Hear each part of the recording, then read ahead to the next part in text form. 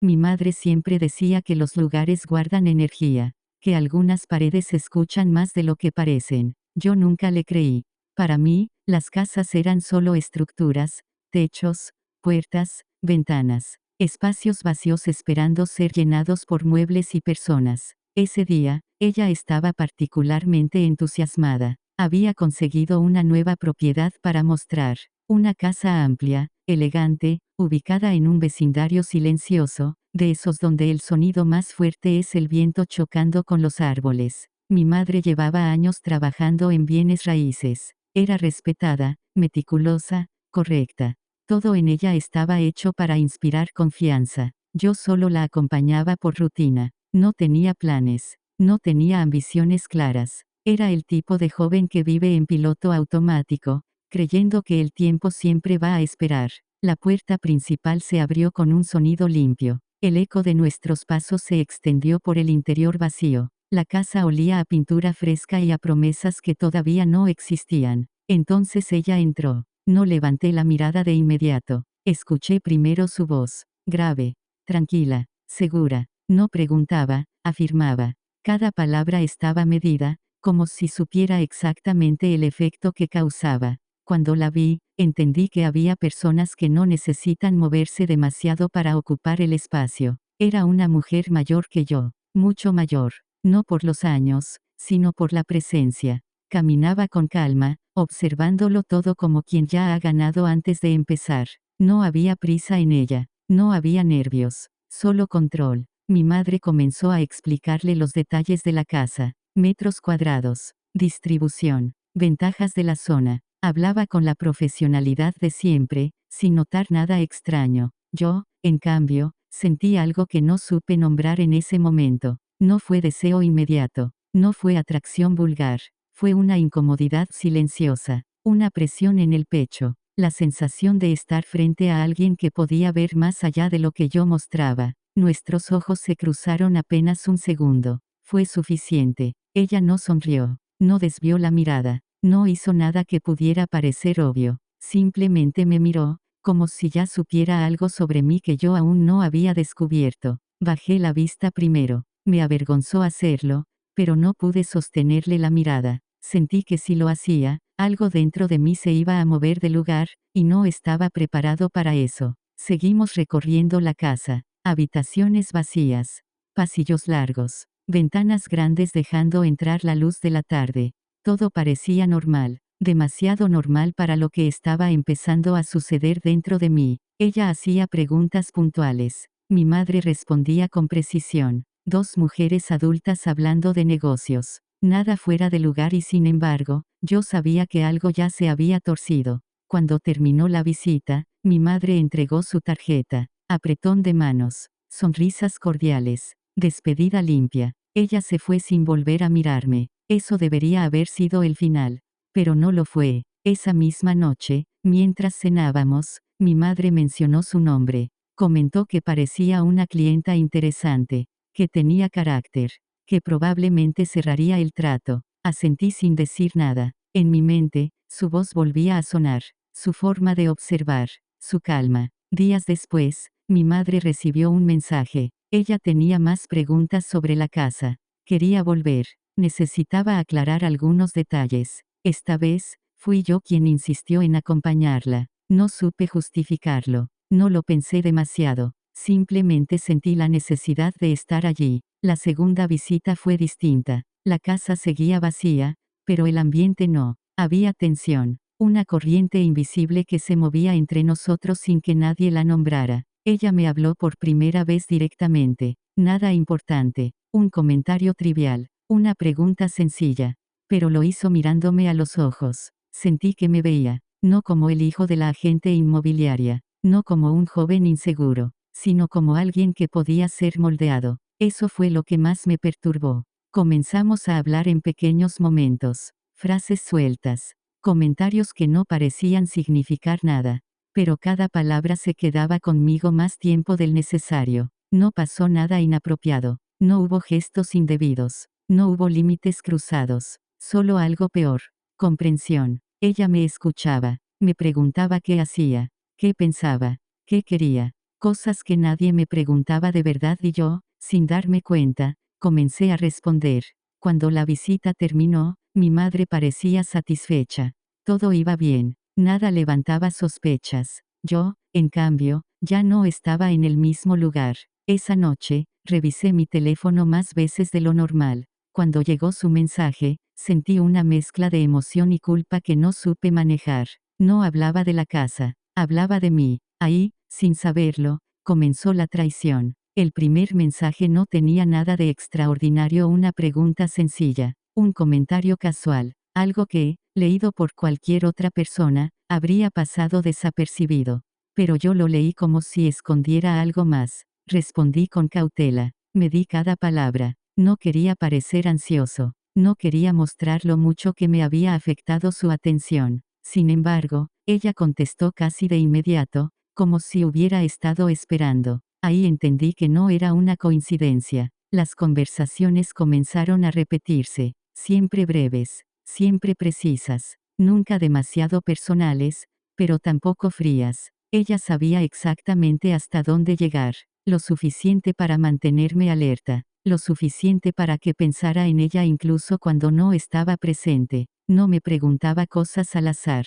Preguntaba lo correcto, qué estudiaba, qué me frustraba, qué sentía que me faltaba, y yo respondía con una honestidad que no solía permitirme. Mi madre notó el cambio antes que yo. Me veía distraído, callado, más pendiente del teléfono que de la conversación. Me preguntó si todo estaba bien. Dije que sí. Dije que estaba cansado. Dije cualquier cosa que cerrara el tema rápido. No quería explicaciones, porque explicarlo lo hacía real. Las visitas a la casa continuaron. Siempre había un detalle nuevo que revisar, un documento que firmar, una duda pendiente. Mi madre lo veía como un proceso normal, yo lo veía como una excusa. En esos encuentros, ella se comportaba igual que siempre frente a mi madre, respetuosa, correcta, distante. Pero cuando nuestras miradas se cruzaban, algo cambiaba. No era evidente, no era descarado, era sutil. Una pausa más larga de lo normal, un silencio que decía más que cualquier frase. Una tarde, mientras mi madre revisaba unos papeles en la cocina, ella y yo quedamos solos en la sala. No pasó nada, eso fue lo inquietante. Hablamos de cosas simples, libros, películas, opiniones sin peso. Pero había una tensión constante, como si ambos supiéramos que estábamos caminando sobre una línea invisible. Fue ella quien rompió el equilibrio. Me dijo que yo no parecía alguien de mi edad, que había algo en mí que no encajaba con el resto, que se notaba que vivía conteniéndome. No supe qué responder. Nunca nadie había dicho eso en voz alta. Sentí que alguien acababa de poner palabras a una sensación que me acompañaba desde hacía años. Ese día, cuando nos despedimos, me tocó el brazo al pasar. Fue un gesto mínimo, breve, casi accidental, pero me dejó marcado. Esa noche no dormí bien. Pensé en mi madre, en la forma en que confiaba en la gente, en lo orgullosa que estaba de su trabajo, en lo segura que se sentía de su mundo, y pensé en ella, en cómo, sin hacer nada explícito, había logrado mover algo dentro de mí. Al día siguiente, me escribió temprano. Dijo que había pensado en la conversación, que le parecía interesante cómo veía las cosas, que no era común encontrar a alguien así. No había halagos exagerados, no había promesas, solo reconocimiento, y eso fue suficiente. Comencé a borrar mensajes, no porque mi madre revisara mi teléfono, sino porque yo no quería que existiera la posibilidad de que los viera. Ese fue el primer secreto real. Luego vinieron otros. Mentí sobre dónde iba, mentí sobre con quién hablaba, mentí sobre lo que sentía. Cada mentira parecía pequeña, justificable, inofensiva, pero juntas empezaban a formar algo sólido, algo que ya no podía deshacerse fácilmente. Ella comenzó a sugerir encuentros fuera del contexto de la casa, un café rápido, una conversación tranquila, algo sin importancia. Acepté. No se lo dije a mi madre. En ese café, lejos de miradas conocidas, ella fue distinta, más directa, más cercana. Me habló de su vida con una franqueza calculada, de sus decepciones, de su cansancio, de cómo estaba acostumbrada a conseguir lo que quería sin depender de nadie. Me hizo sentir elegido. Cuando regresé a casa, mi madre me preguntó cómo me había ido el día. Respondí con normalidad. La miré a los ojos mientras mentía y no sentí culpa inmediata. Eso fue lo más alarmante. Sentí que estaba creciendo, que estaba tomando decisiones propias, que por fin alguien me veía como algo más que un hijo obediente. No entendí que no estaba avanzando,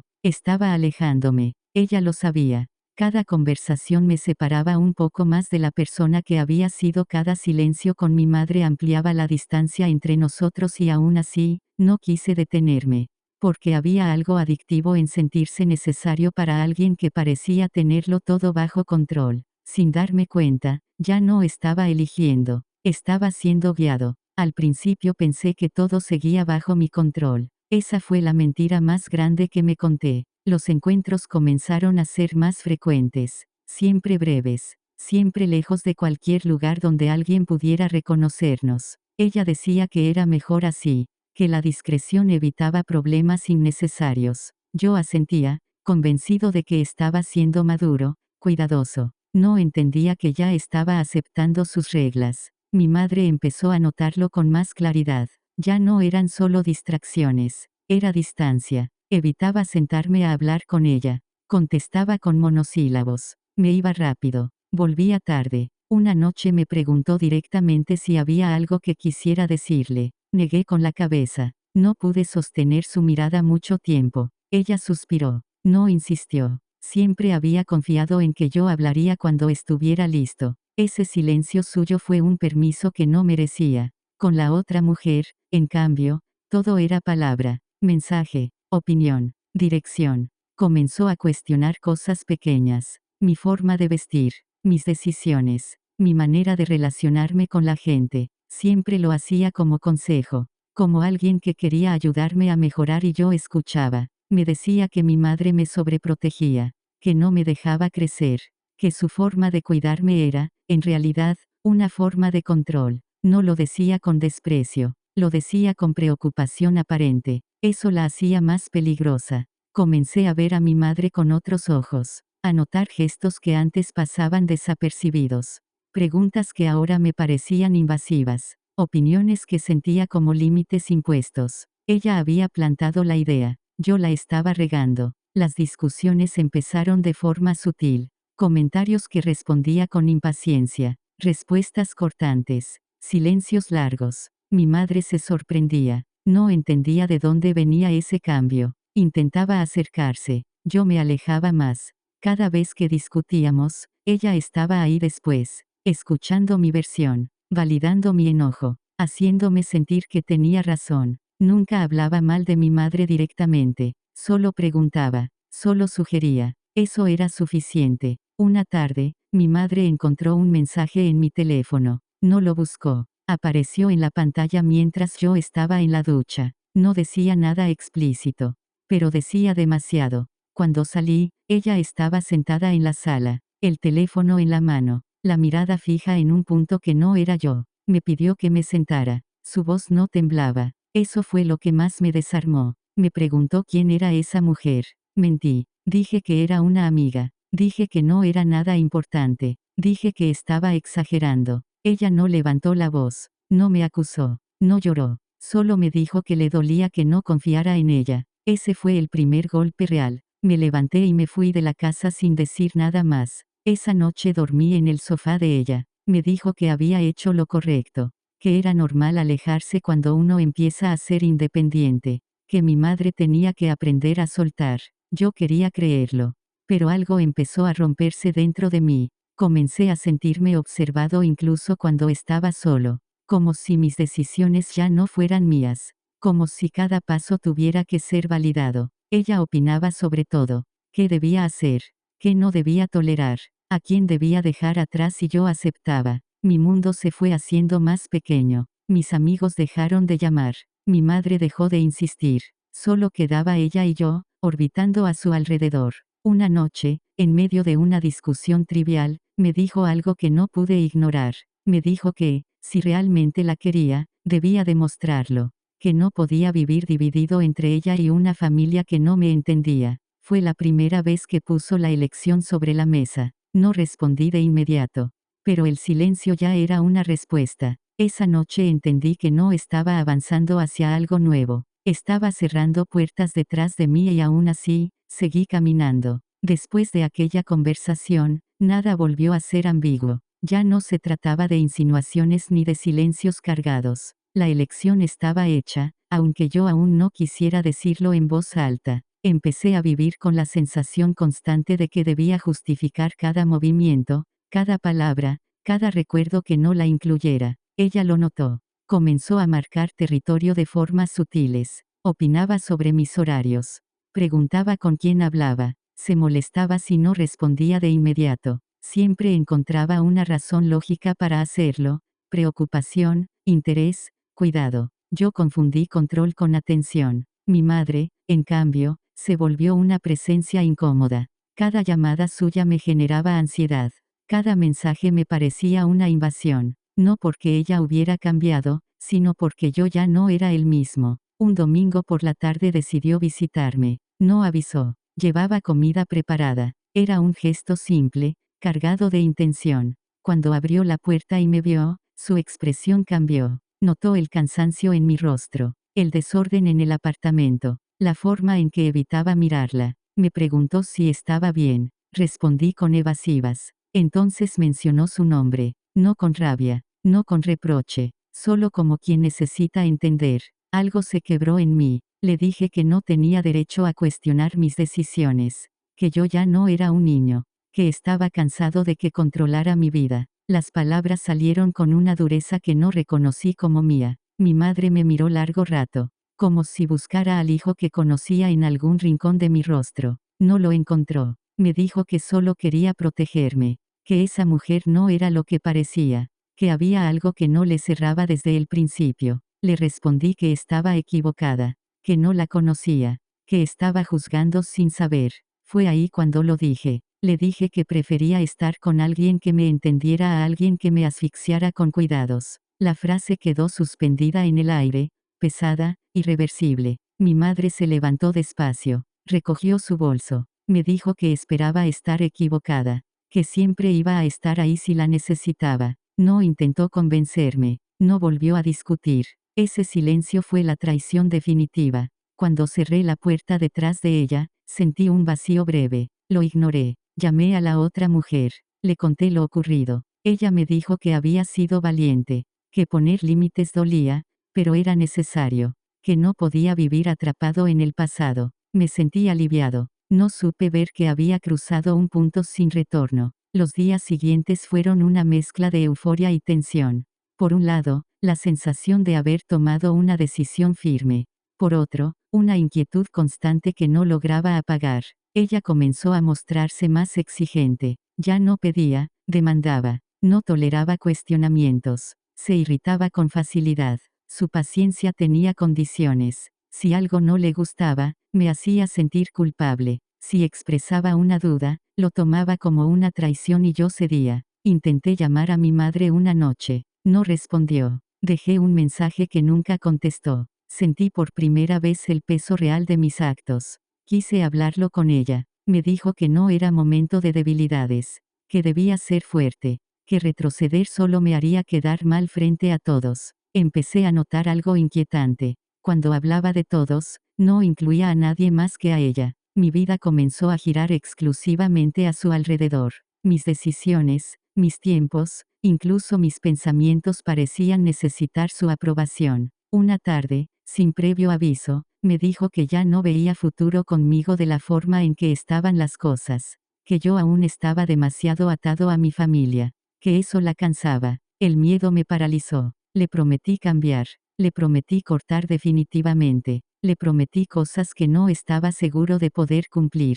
Ella sonrió. No fue una sonrisa de alivio, fue una sonrisa de victoria. Ahí entendí, demasiado tarde, que la traición no había sido solo hacia mi madre, había sido hacia mí mismo. El cambio no fue inmediato, fue progresivo, silencioso, casi imperceptible. Al principio, pensé que la incomodidad era parte del proceso, que toda transformación requería sacrificios. Eso era lo que ella me repetía cada vez que dudaba, cada vez que algo dentro de mí pedía frenar. Comencé a perder cosas pequeñas. Dejé de contestar llamadas, cancelé encuentros, olvidé fechas importantes. Nada parecía grave por sí solo. Pero todo sumado empezó a construir una vida más estrecha, más cerrada, más dependiente. Ella se volvió el centro de todo, no porque lo exigiera de forma explícita, sino porque había logrado que cualquier otra cosa pareciera secundaria. Cuando algo no salía como esperaba, el ambiente cambiaba. Silencios largos, respuestas frías, distancia. Aprendí a anticiparme, a leer sus gestos, a ajustar mis decisiones para evitar conflictos. Eso no era amor, pero yo aún no estaba listo para llamarlo por su nombre. Mi economía empezó a resentirse. Gastaba más de lo que podía. Decisiones impulsivas. Intentos constantes de estar a su nivel. De no parecer el joven inseguro que en el fondo seguía siendo. Ella no se adaptaba, esperaba. Un día me dijo que necesitaba espacio. Que yo estaba demasiado encima. Que la asfixiaba. La ironía me dejó sin palabras. Intenté explicarle que solo quería estar presente.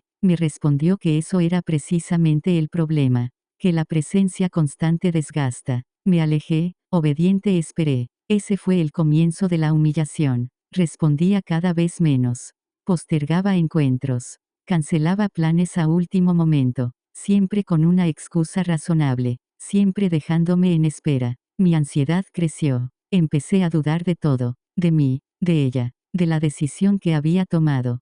Pensé en mi madre más de una vez. En su casa ordenada. En su voz firme. En su forma de cuidarme sin pedir nada a cambio. Pero ya no sabía cómo volver. Una noche, después de varias horas sin respuesta, fui a buscarla sin avisar.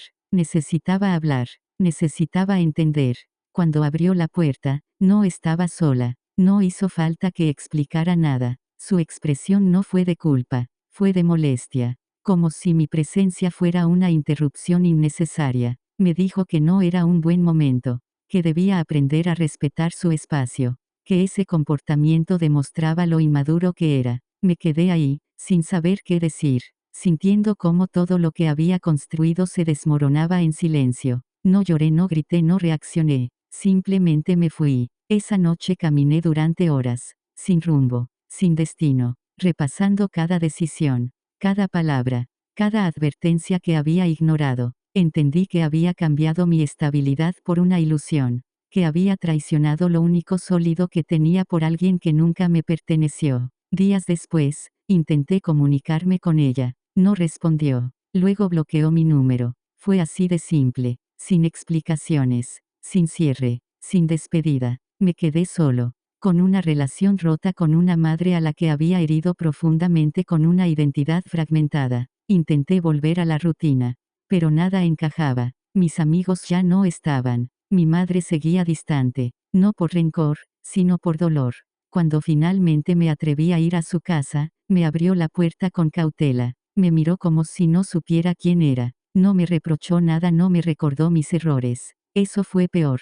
Me dijo que esperaba que aprendiera algo de todo aquello. Que no podía protegerme de mis propias decisiones. Que solo podía estar si yo realmente quería reconstruir. Asentí, sin fuerzas para discutir. Esa noche entendí que el precio no era solo la pérdida de una relación. Era la pérdida de la inocencia, de la confianza, del lugar seguro al que siempre creí que podía volver y no estaba seguro de merecerlo. La soledad no llegó de golpe, ya estaba ahí desde hacía tiempo, solo que ahora no tenía distracciones. Los días comenzaron a parecerse demasiado entre sí. Me despertaba sin urgencia, sin propósito claro. El teléfono permanecía en silencio. Ningún mensaje, ninguna notificación que no fuera automática. El vacío no dolía de inmediato. Era más bien una sensación constante, pesada, como un eco que no se iba. Intenté justificarlo. Decirme que era parte del proceso, que toda ruptura deja residuos.